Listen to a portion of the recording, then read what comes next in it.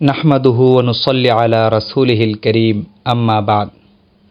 প্রিয় ভাই ও বোনেরা, আল্লাহ তাআলা ওই সমস্ত ব্যক্তিবর্গকে হিদায়াত দান করেন যাদের ভেতর সত্য মেনে নেওয়ার মন মানসিকতা রয়েছে।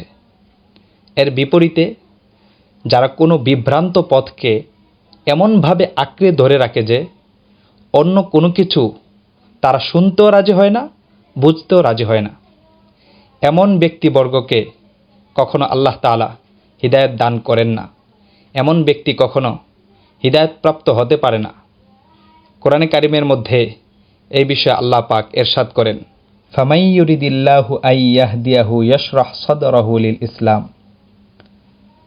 আল্লাহ তাআলা যাকে হিদায়াত দান করার ইচ্ছা করেন, ইসলামের জন্য তার বক্ষ খুলে দেন। ওমাই ইউরিদ আন ইউদিল্লাহু ইয়াজআল সাদরাহু দায়িকান হারাজান কাআন্নামা ইয়াসআদু ফিস সামা। আর আল্লাহ তাআলা যাকে তার জিদ আর হটকারিতার কারণে পথভ্রষ্ট করার ইচ্ছা করেন, তার বক্ষ অতিশয় সংকীর্ণ করে দেন, যার ফলে ঈমান আনয়ন করা তার পক্ষে এমন কঠিন হয়ে যায় যেন জবরদস্তিমূলকভাবে তাকে আকাশে চড়তে হচ্ছে।